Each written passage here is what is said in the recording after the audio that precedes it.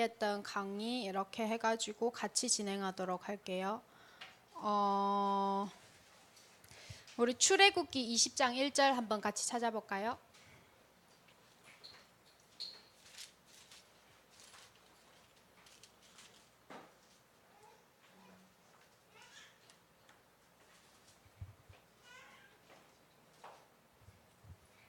출애굽기 20장 1절 말씀 우리 한번 같이 읽어보겠습니다. 시작. 하나님이 이 모든 말씀으로 말씀하여 이르시되, 하나님이 믿음의 사람, 우리의 믿음의 조상들, 구약에서부터 하나님이 그 믿음의 조상들을 부르실 때 다 말씀으로 부르셨어요. 또 하나 더 확인해 볼게요. 오늘은 우리가 직접 말씀으로 많은 확인들을 할 건데, 민수기 12장 8절이에요. 민수기 12장 8절 말씀.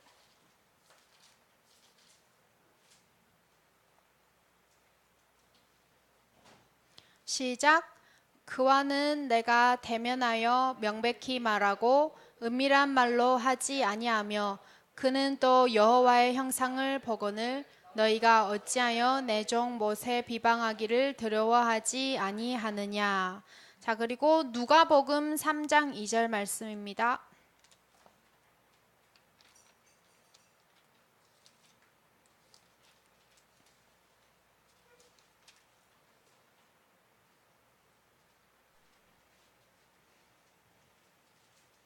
누가복음 3장 2절 말씀. 시작.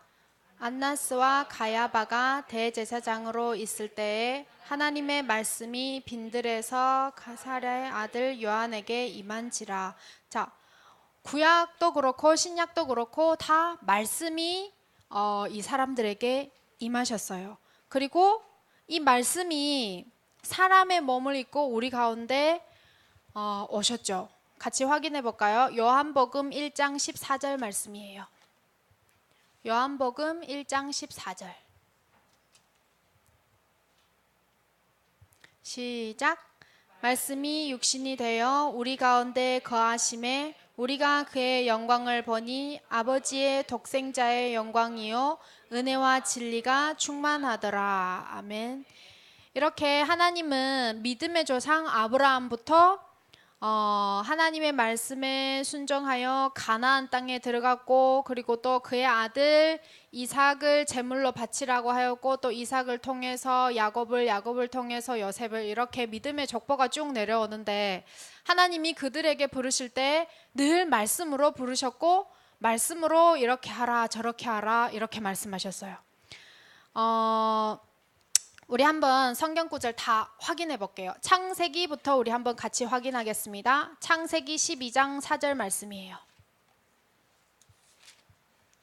창세기 12장 4절 말씀.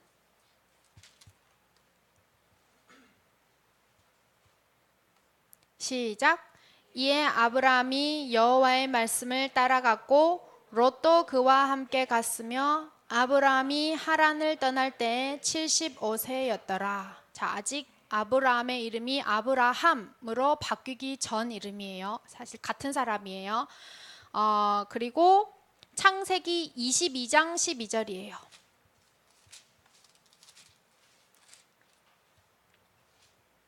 창세기 22장 12절 시작. 사자가 이르시되 그 아이에게 내 손을 대지 말라. 그에게 아무 일도 하지 말라. 내가 내 아들 내 독자까지도 내게 아끼지 아니하였으니 내가 이제야 내가 하나님을 경외하는 줄로 아니라. 아멘. 그리고 하나님의 말씀에 순종하여 애굽으로 내려가지 않고 그 땅에 계속 머물렀었죠. 또 확인할게요. 창세기 26장이에요. 창세기 26장 6절 말씀입니다.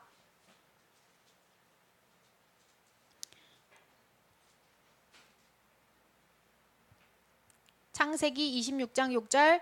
이삭이 그랄에 거주하였더니. 자, 그리고 야곱은 베델에서 하나님의 음성을 들었어요.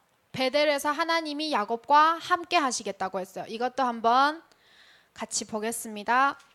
창세기 28장 15절. 창세기 28장 15절 말씀입니다. 시작. 내가 너와 함께 있어 내가 어디로 가든지 너를 지키며 너를 이끌어 이 땅으로 돌아오게 할지라.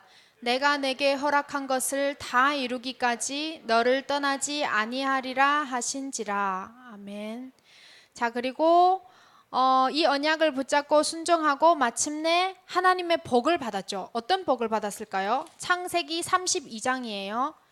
창세기 32장 10절 말씀. 시작.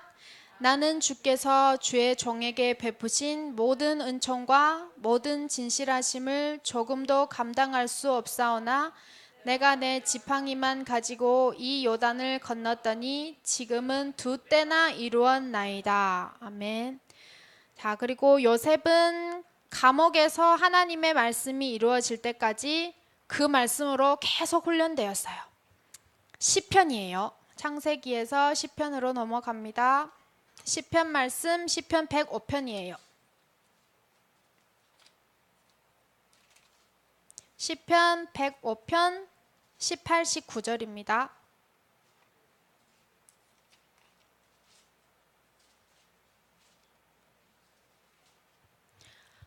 하나님이 요셉을 계속 훈련시켰는데 어떤 방식으로 어떻게 훈련시켰는지 한번 말씀으로 확인해 볼까요? 시작. 그의 발은 착고를 차고 그의 몸은 쇠사슬에 매었으니 곧 여호와의 말씀이 응할 때까지라.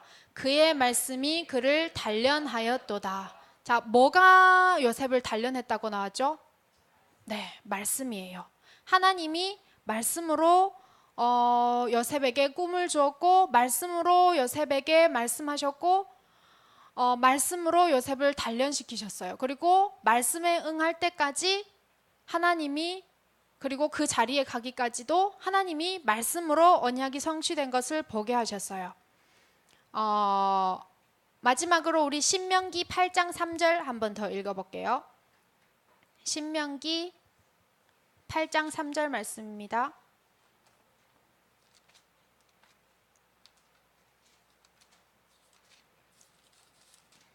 시작. 너를 줄이게 하시며 또 너도 알지 못하며 내 제왕들도 알지 못하던 만나를 내게 먹이신 것은 사람이 떡으로만 사는 것이 아니요 여호와의 입에서 나오는 모든 말씀으로 사는 줄을 내가 알게 하려 하심이니라. 아멘. 자, 사람이 떡으로만 사는 것이 아니요 여호와의 입에서 나오는 모든 말씀으로 산다. 자, 이 말씀을 신약에 가서 누가 이 말씀을 인용하셨죠? 네, 맞아요. 예수님이 이 말씀을 인용하셨어요. 자, 여기서 누가 저한테 했던 질문 하나 읽어드릴게요.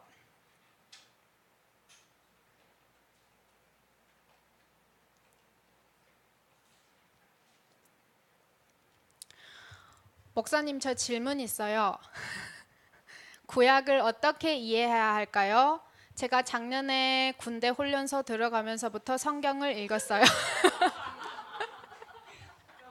자, 이름을 밝히지 않을게요.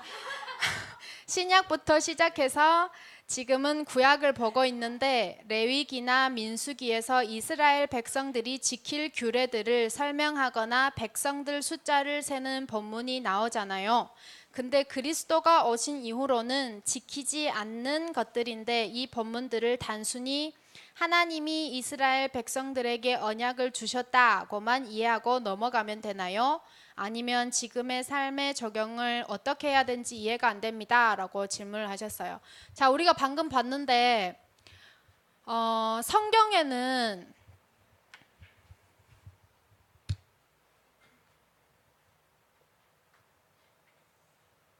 예수 그리스도가 오신 이 시점, 예수님의 초림이라고 해요. 예수님이 오시기 전까지 뭐라고 하죠? 구약시대라고 해요. 그리고 예수님이 오신 이후로는 신약시대라고 해요. 자, 그러면 오직 성경인데 하나님이 우리에게 주신 특별 계시가 오직 성경인데 성경이 궁극적으로 우리에게 주시는 것은 예수 그리스도예요. 자, 그래서 구약에는 그리스도 보고 뭐라고 했죠? 네, 메시아라고 하셨어요.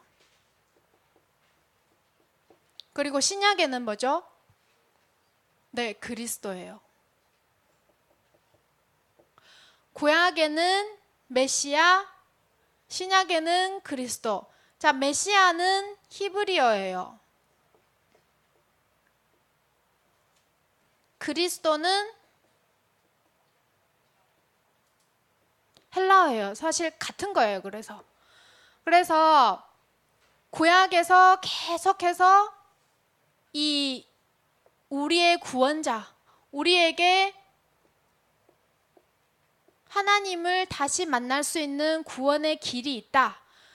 그래서 구약에서는 끊임없이 예언하셨어요. 그리고 신약에 와서 그 약속, 그 언약이 성취되었어요. 자, 그래서 구약, 신약 어떻게 보면 여러분들이 신약을 읽을 때 보면 주가 되게 많아요. 각주도 많고 미주도 많고 뭐 보면 기역, 니은, 뭐 디귿 이렇게 해가지고 주가 많은데 그거 보면 거의 다 구약 말씀이에요. 그래서 구약 말씀이 신약에 와서 이렇게 성취되었다. 신약에 와서도 하나님의 말씀은 사실 똑같아.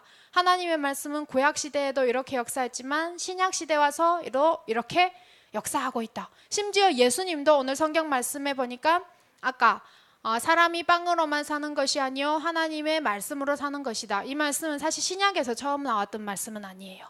오늘 보니까 신명기에서 먼저 나왔죠.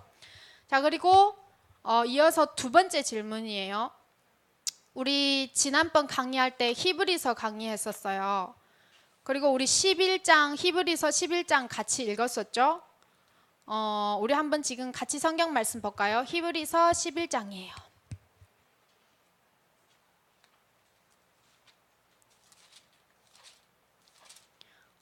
저한테 이렇게 질문을 했었어요. 히브리서 11장 39절, 40절 말씀 어떻게 이해해야 됩니까? 라고 질문했는데 히브리서 11장 39절, 40절 우리 한번 지금 같이 읽어볼게요. 시작. 다 믿음으로 말미암아 증거를 받았으나 약속된 것을 받지 못하였으니 이는 하나님이 우리를 위하여 더 좋은 것을 예비하였은즉 우리가 아니면 그들로 온전함을 이루지 못하게 하려 하심이라. 자, 한 세 분 정도가 이제 11장 우리가 같이 읽었는데 39절, 38절까지는 믿음의 사람들이 쭉 나와요. 그런데 갑자기 39절 와가지고 분위기가 바뀌어버리죠. 약속된 것을 받지 못하였다라고 나오고 있어요. 그리고 40절에 보니까 그들이 온전함을 이루지 못했다라고 나오고 있어요. 자, 왜 그럴까요? 사실 이제 다음 강의 때 이야기하겠지만 성도님들이 저나 전도사님들에게 전도사님, 목사님 몇 장, 몇 절 말씀은 어떻게 해석을 해요? 하면 저는 보통 대답을 안 해요. 지난번 목사님의 강의, 이제 우리 담임 목사님 강의 자세히 들으신 분들은 알겠지만 성경 해석은 우리가 오직 성경 중요하죠. 그렇기 때문에 성경 해석이 가장 중요하겠죠. 성경 해석을 어떻게 하나에 따라서 색깔이 결정이 돼요. 성경 해석을 이렇게 하면 이 교단이 될 수도 있고 저 교단이 될 수도 있어요. 성경 해석을 좀 이상하게 하면 이단이 될 수도 있고 사이비가 될 수도 있어요. 그리고 성경은 사실 성경 스스로가 해석을 해요. 여러분이 성경을 읽다가 구약에서 이해가 안 돼요.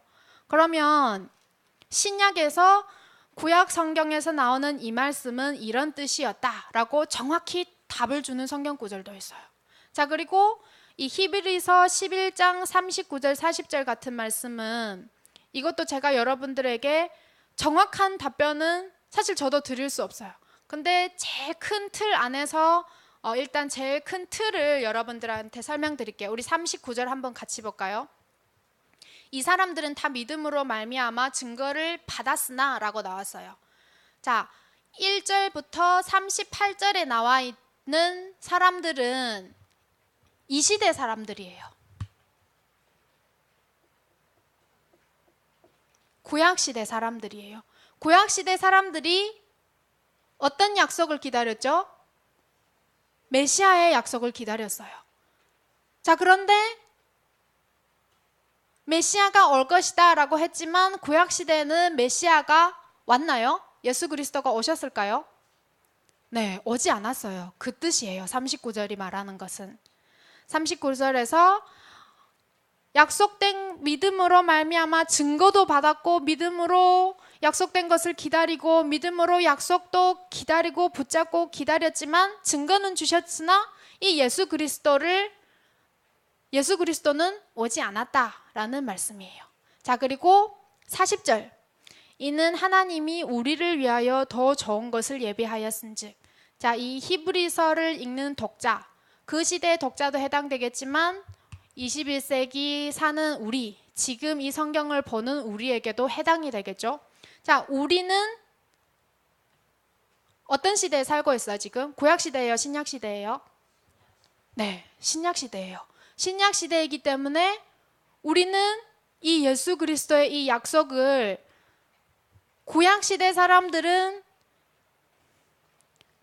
이 언약의 모형만 봤어요. 메시아가 올 것이다 라고 해서 어떨 때는 많은 모형들이 있었어요. 이 메시아를 대신하는 많은 모형들이 있었지만 신약시대에는 이 그리스도가 왔어요. 자, 그렇기 때문에 우리가 이 사람들보다 더 좋은 것을 얻었다라고 하는 거예요. 조금 이해하기 힘들 수도 있어요. 예를 들어서 쉽게 예를 들어 볼게요. 제가 목사로서 막 열심히 살고 최선을 다해서 목회를 하고 성도들을 섬기고 하다가 제가 죽었어요. 그래서 사람들이 이렇게 평가를 했어요. 야, 저 황간나 믿음이 진짜 좋구나. 아, 이 사람이 믿음의 사람이구나. 죽었어요. 그런데 임시은이 이제 점점 성장이 되면서 임시은도 믿음의 사람으로 성장됐어요. 그의 엄마, 그의 아버지, 그의 교회, 그 교회에 있던 선배들, 그 교회에 있던 어른들, 장로님들의 믿음을 잘 이어받았어요. 그러면 시은이의 믿음으로 말미암아 그 믿음의 선배들의 믿음이 더 풍성해지고 그 믿음의 선배들의 믿음이 더 칭찬을 받겠죠. 자, 그런 뜻이에요. 그런 뜻으로 우리 39절, 40절 말씀 한번 같이 읽어볼까요? 시작. 이 사람들은 다 믿음으로 말미암아 증거를 받았으나 약속된 것을 받지 못하였으니 이는 하나님이 우리를 위하여 더 좋은 것을 예비하였은즉 우리가 아니면 그들로 온전함을 이루지 못하게 하려 하심이라. 자, 그래서 신약시대 사는 사람들, 지금 우리가 사는 사람들, 지금의 믿음의 사람들을 통해서 예전에 구약시대 때 이 언약과 약속을 받았던 믿음의 사람들의 이 신앙이 더 온전해지고 믿음이 더 온전해진다라는 뜻이에요. 그래서 갑자기 얻지 못한다, 받지 못한다 해서 지금 같은 맥락의 말씀이 아니고 11장 1절부터 계속해서 지금 같은 맥락 속에 있는 말씀입니다. 사실 기독교는 처음부터 끝까지 하나님 말씀 중심의 진리이고 하나님 말씀 중심의 이런 종교예요. 이 말씀의 핵심에는 특별히 하나님의 언약이 있죠. 자, 하나님의 언약이 바로 예수 그리스도예요. 구약에는 메시아, 신약에는 그리스도. 그런데 이에 반해서 계몽주의나 무신론이나 유물론적 인본주의나 하나님의 말씀을 부인했어요. 사실 이 사람들이 한 작업이 하나님의 말씀을 멀리하게 하고 하나님의 말씀을 부인하였습니다. 오늘 제목이 성경은 어떻게 기록되었는가인데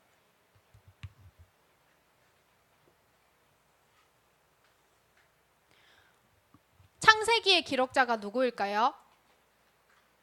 창세기는 누가 기록하셨을까요? 했을까요?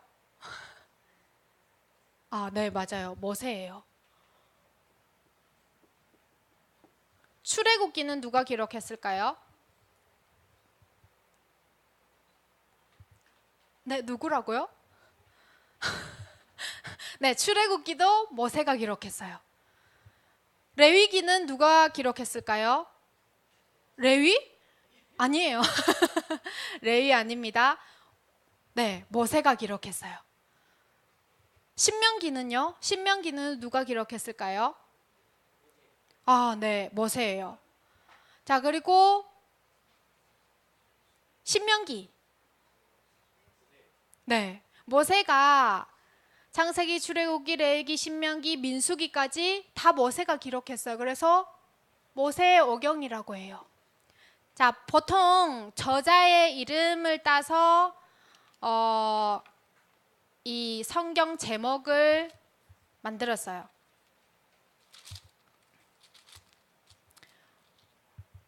여호수아는 여호수아가 했고, 뭐 사무엘, 상하, 사무엘이 기록했고, 에스라, 느헤미야, 에스더, 뭐 시편, 잠언 이거는 다윗이 기록했고, 자 이제 인물 중심으로 이렇게 기록했어요. 또 신약전서, 신약으로 넘어오면 사복음서, 마태복음은 마태가 기록했고, 마가복음은 마가. 그리고 이제 뒤에는 에베소서, 갈라디아서, 고린도전후서 이런 것들은 교회 이름이에요. 에베소서 교회, 고린도 교회, 갈라디아 교회, 골로새 교회. 바울이 이 교회에다가 편지를 썼어요. 에베소 교회로 편지를 썼어요. 이 편지가 바로 에베소서예요. 자, 이렇게 기록되어 있는데 성경은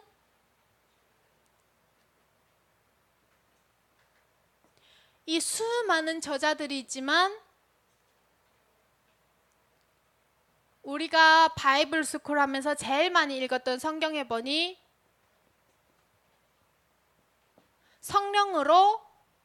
성령의 영감으로 기록되었다고 했어요. 자, 오늘 제가 성경은 어떻게 기록됐는가, 성경의 영감과 성경의 성질, 영감의 성격, 영감의 범위에 관해서 이야기할 건데, 이것은 여러분들이 어떤 수학 공식처럼 딱 갖고 있어야 돼요. 그래야 좀 이상한 신학을 가진 사람들이 여러분들과 대화를 하거나 밖에서 여러분들이 이단이랑 만나서 뭐 혹시나 대화할 수도 있어요. 그럴 때 여러분들이 흔들리지가 않아요. 자, 영감의 성격으로 봤을 때 세 가지 종류의 영감이 있어요. 첫 번째는 기계적 영감이에요.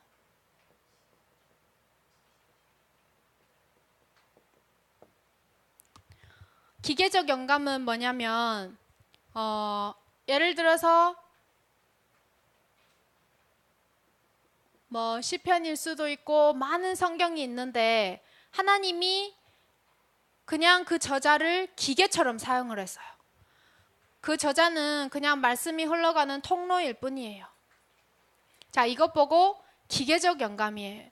기계적 영감이라고 하는데 이것은 벌써 몇천 년 전부터 이 기계적 영감을 주장하던 사람들이 있었어요. 자, 그런데 이거는 성경이나 신학이나 교리적이나 전통적으로 아무런 이 지지를 받지 못했던 영감설이에요. 자, 그리고 두 번째는 동력적 영감설이 있어요.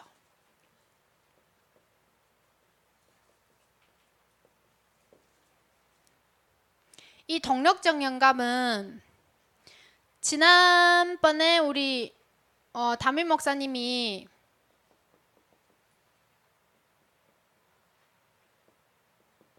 이 19세기 자유주의를 이야기했었어요. 위험한 신학의 시조죠. 이 사람이 대표적 인물인데 이 사람이 주장했던 영감설인데 성경에는 근본적으로는 무어하나 근본적으로는 틀림이 없으나 역사적 사실에는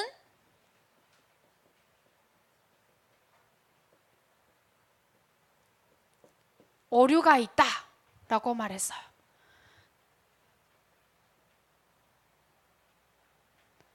우리 1, 2, 3, 4강 할 때 계속 이런 말을 했어요. 성경은 하나님의 말씀이다 하고 성경은 하나님의 말씀이 된다. 하나는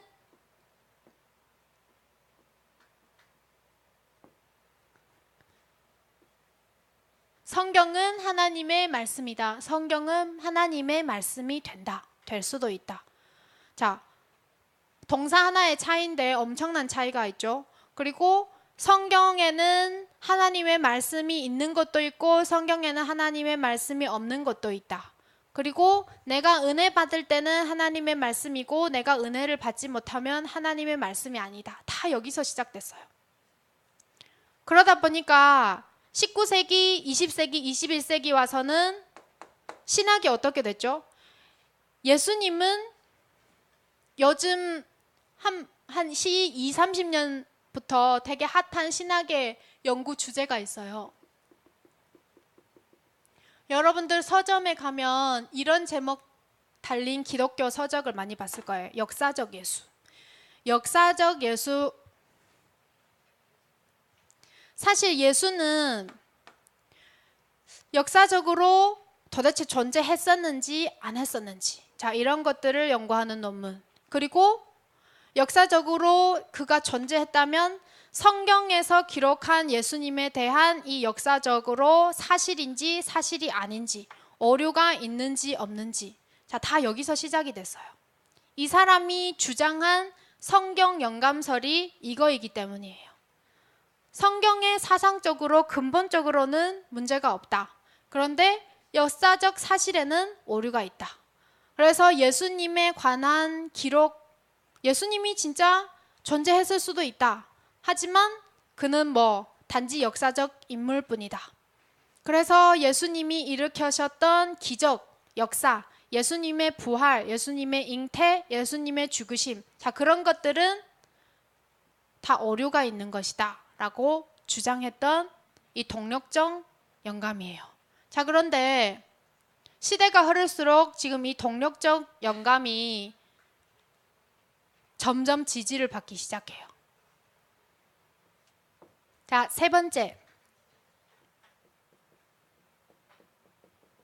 유기적 영감이에요. 자, 유기적 영감은 예를 들어서 성경에는 바울도 있고 바울이 쓴 신약 성경도 있고 베드로가 쓴 신약 성경도 있어요. 자, 그런데 두 사람이 쓴 이 성경 스타일이 완전 달라요. 하나님은 이 사람의 저자, 예를 들어서 모세면 모세, 바울이면 바울, 그 사람이 배웠던 지식, 그 사람의 성격, 그 사람이 쓰는 글 쓰는 문체, 그리고 그 사람의 사상, 그 사람의 은사, 재능, 이런 것, 그 사람이 살았던 환경, 그 사람이 글 쓰는 스타일, 이런 것까지 모두 하나님이 직접 다 간섭했다. 이런 것들을 통해서도 오류가 생기지 않도록 하나님이 역사하셨다. 이것이 바로 유기적 영감이에요. 자, 우리는 개혁신학을 가진 장로교단이에요. 자, 그리고 개혁신학을 가진 우리 가스펠 교회예요. 자, 우리 가스펠 교회는 이 세 가지 중에 어떤 성경 영감서를 가지고 있을까요? 몇 번일까요? 1번이라고 생각하시는 분들 없겠죠? 자, 2번하고 3번, 2번이라고 생각되시는 분. 자, 3번인가요? 네. 자, 우리 개혁신학, 개혁주의는 3번이에요. 유기적 영감이에요. 자, 이거는 성격에 관해서예요. 그 다음은 영감의 범위예요. 성경이 도대체 어디까지 영감되었느냐? 자, 비슷한 내용인데 하나는 성질로 구분하고 하나는 범위로 구분을 해요. 첫 번째는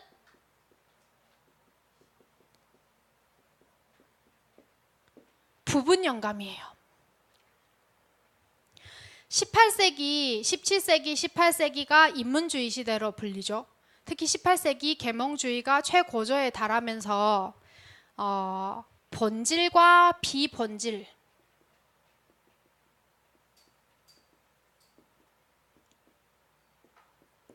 이것을 구분하는 철학사조, 신학사조들이 많이 나타났어요. 도대체 실상이냐, 이데아냐, 도대체 실존이냐, 이데아냐, 허상이냐, 실상이냐, 본질이냐, 비본질이냐, 이런 논쟁들이 많았고, 이런 철학들이 많았고, 이런 신학들이 많았어요. 자, 그러다 보니까 사람들이 성경은 비본질, 본질이다를 구분하는 대상이 아님에도 불구하고 하나님에 대해서도 성경에 대해서도 본질과 비본질의 부분을 나누기 시작했어요. 자, 그래서 성경은 부분적으로 영감이 됐어. 하나님이 직접 말하신 부분, 하나님이 직접 계시하신 부분. 자, 이것은 성경 말씀이야. 그리고 나머지는 사람들이 쓴 것도 있어. 사람들의 생각이 들어간 거야. 그리고 기적, 우리가 논리적으로 설명할 수 없는 것들, 합리적이지 않는 부분들, 신비적인 것, 이런 것들은 사실 영감되지 않은 거야 라고 주장한 것이 바로 부분 영감이에요.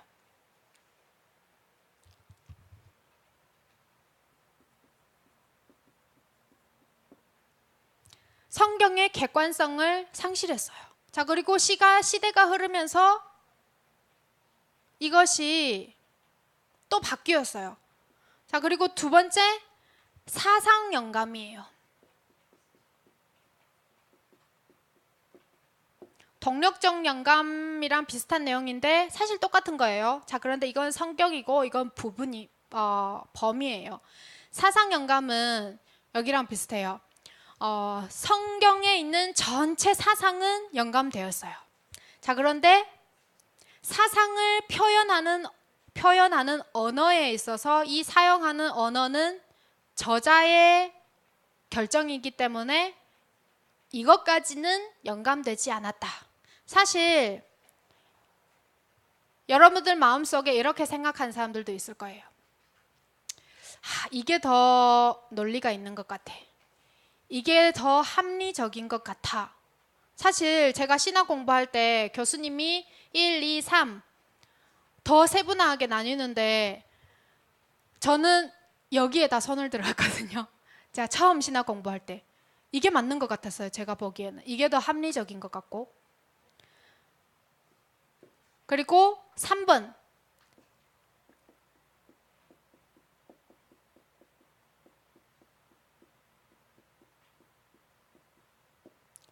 은 완전 축자 영감이에요. 성경은 모든 부분에서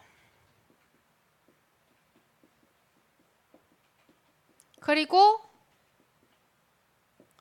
언어, 한 문장, 한 단어, 한 글자에까지 영감되었다라고 하는 것이 완전 축자 영감이에요. 자, 여기서 축자 영감이라고 쓴 말은 이 부분 영감, 이 2번과 1번을 반대해서 사용한 말이 부분과 사상, 이것을 반대해서 사용했던 말이 완전 축자예요. 사상만 영감되었고 부분적으로 영감되었던 것이 아니야. 모든 부분에서 다 영감이 되었어. 이것이 완전 축자 영감인데 축자 영감은 모든 사람은 죄가 있잖아요. 하지만 이 성경을 기록할 때는 이 저자의 죄의 생각이나 죄의 행동이나 죄의 성질이나 이런 것들이 성경을 기록할 때는 죄의 성격들이나 죄의 성질들이 들어가지 않도록 성령께서 인도하시고 성령의 인도하심을 따라서 성경을 기록했다라는 것이 이 완전 축자 영감이에요.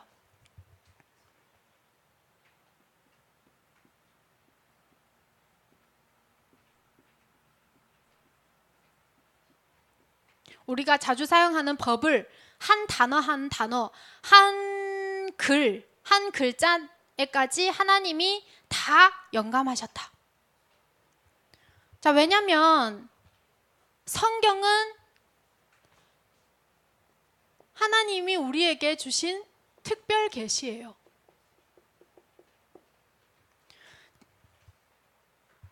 속으로 이렇게 생각할 수도 있어요. 목사님, 그러면 이것도 질문 중에 하나인데, 성경에는 오류가 없다고 했는데 왜 성경 버전은 이렇게 많을까요? 그리고 번역이 다 달라요. 여러 가지 언어로 쓰여져 있어요. 그리고 번역할 때 이 부분은 틀렸다고 목사님이 말씀하시지 않았나요? 라고 질문을 해요. 자, 우리는 성경 무어성을 주장하는 사람이에요. 하지만 성경의 무어성은 우리가 갖고 있는 번역본들을 이야기하는 게 아니에요. 성경 무어성은 성경 원본에 대해서 말씀하시는 거예요. 자, 그런데 여러 나라 언어, 여러 민족의 언어로 번역하다 보면 번역상의 오류는 있어요. 번역상의 오류는 있지만 성경 원본에는 히브리어로 기록된 구약 성경, 헬라어로 기록된 신약 성경에는 우리는 성경 무어성을 주장을 해요. 자, 그래서 창세기 1장 1절 하나님이 말씀으로 천지를 창조하셨어요. 그리고 보면 하나님이 빛이 있으라고 하니 빛이 있었고, 하나님이 하늘이 있으라고 하니 하늘이 있었고, 땅이 있으라고 하니 땅이 있었고. 성경은 다 하나님의 말씀, 처음부터 끝까지 하나님이 말씀으로 창조하셨어요. 하나님의 말씀이 아닌 부분은 없어요, 성경에는.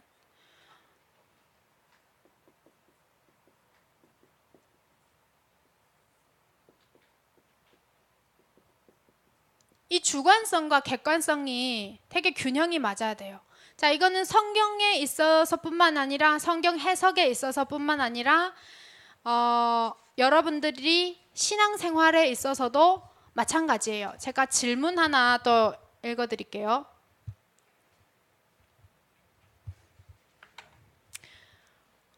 되게 좀 어려웠던 질문인데, 개인 신앙의 인문주의 등 현대 문화와 철학의 영향이 많을까요? 아니면 성경을 기반 두지 않은 현대 신학의 영향이 더 큰가요? 라고 어떤 집사님이 질문을 하셨어요. 자, 우리에게 인문주의 영향이 더 많을까요? 현대 신학의 영향이 더 많을까요? 오직 성경에 기반하지 않은 현대 신학, 저는 인문학으로 구분을 합니다.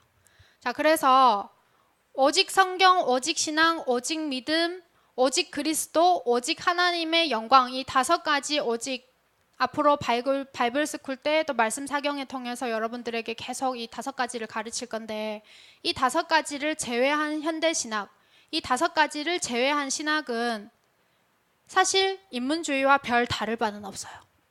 하나님이나 예수님이나 성령, 성경, 교회 이런 것들을 자꾸 우리가 인식하는 대상으로 쪼개고 연구하고 이렇게 될 때 이것은 반드시 인문주의의 방법론을 사용할 수밖에 없기 때문에 저는 이런 것들이 중요한 본질이 빠진 현대신학은 인문주의와 같다라고 저는 생각을 합니다. 자, 그리고 또 이런 질문도 있었어요. 목사님, 그러면 이성을 제외하고 오직 성경만 붙잡을 때 우리는 그러면 실제 삶은 어떻게 살아야 됩니까? 라고 질문을 하셨어요.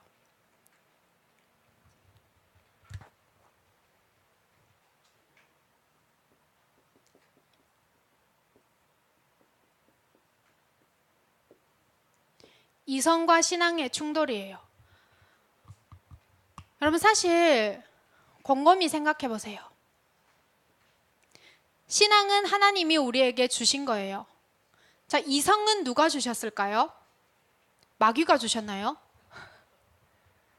이성도 하나님이 우리에게 주신 거예요. 자, 이성과 신앙은 사실 충돌하지 않아요. 대립되지 않아요.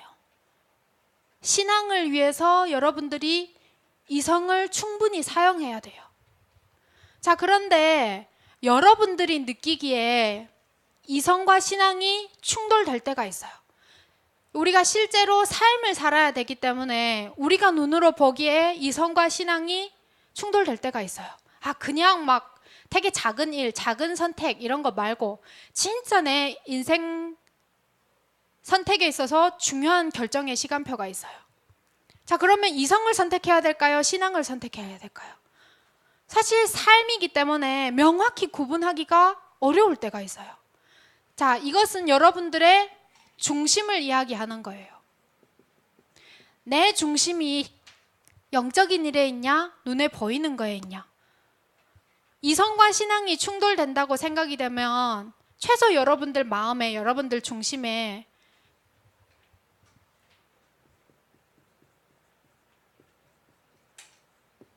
신앙이 이성 우위에 있는 여러분들의 마음과 중심을 가지시면 돼요. 사실 충돌하지 않아요. 이성은 신앙의 보조적 수단으로 여러분들이 충분히 사용하시면 돼요. 그리고 예수 그리스도의 칭의로 말미암아 구원받은 자들은 이 이성을 보고 세상의 이성이라고 하지 않고 우리 1강 때 말씀하셨죠? 중생된 이성이라고 해요. 사실 예수님이 우리에게 주신 복음, 특히 우리 단체 사람들은 이것만 알아요. 수도 없이 그리죠. 신학원, 전도학원, 전도학교 가면 또 이거를 숙제로 내요. 10번씩 적어오라고 하죠. 우리 단체의 장점이기도 하고 단점이 될 수도 있어요. 예수 그리스도에 대해서 말하라고 하면 사람들이 다 이거를 이야기해요. 자, 같은 문제예요. 요즘 태어나는 아이들이 성경책은 뭔지도 몰라요. 성경책은 보지도 못했어요. 그런데 기도 수첩은 해요. 같은 문제예요. 자, 복음은 이게 복음이 아니에요. 하나님이 우리에게 주신 예수 그리스도에 관해서 기록된 성경에는요, 이것 말고도 하나님이 풍성하게 우리에게 주신 것이 있어요. 하지만 우리 단체 이름이 뭐죠? 세계복음화 전도협회예요. 이 전도, 여기에다가 많은 포커스를 맞췄어요. 사람들이 다 전도를 하지 않아요. 기존 교회 신자들이 또 다른 교회로 수평을 이동하고 사람들이 이런 말을 많이 하죠. 제가 보는 시선이에요. 한국에는 5천만 인구가 있는데 기독교 신자가 1,000만이나 있다고 이야기를 해요.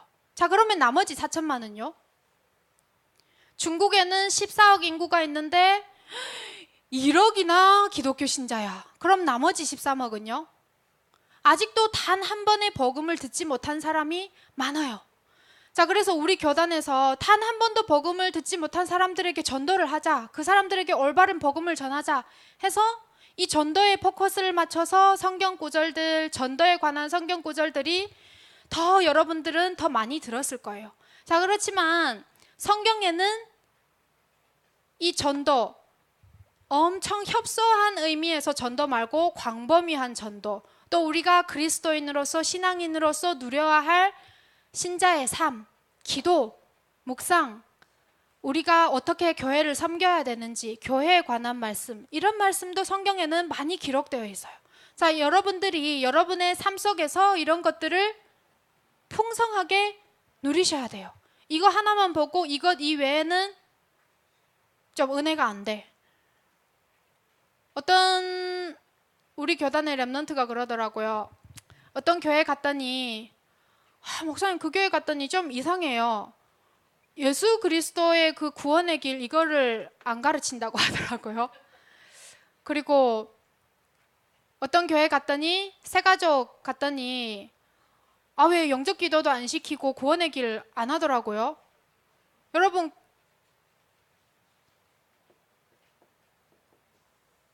구원. 자, 5가지 질문입니다. 5번째 질문. 진짜 자주 받는 질문인데, 목사님, 자살하면 구원 받을 수 있나요?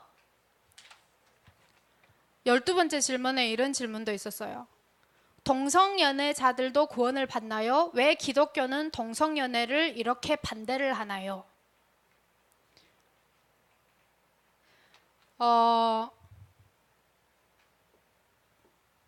제가 우리 미니 집사님은 구원 받을 수 있어.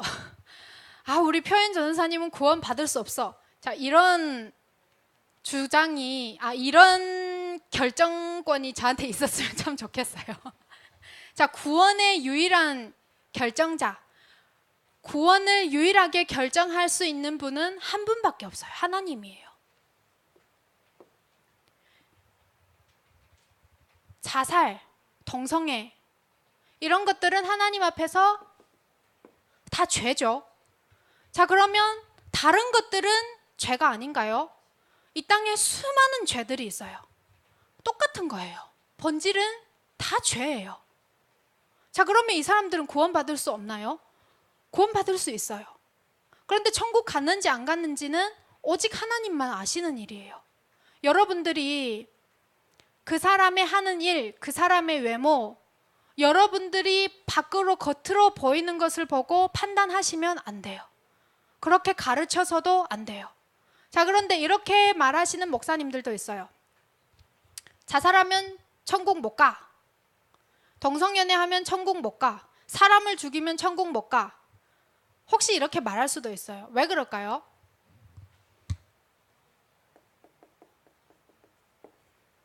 교육상 어떤 면에서 우리가 이렇게 가르쳐야 할 필요도 있어요. 왜 그럴까요? 왜 저한테도 이런 질문이 많을까요? 그만큼 자살하는 사람이 많고 그만큼 이 땅에는 지금 우리가 보기에도 심각하다는 죄가 많기 때문이에요. 그렇기 때문에 우리는 어떨 때 아이들에게 이렇게 가르칠 필요도 있어요. 자, 그렇지만 구원은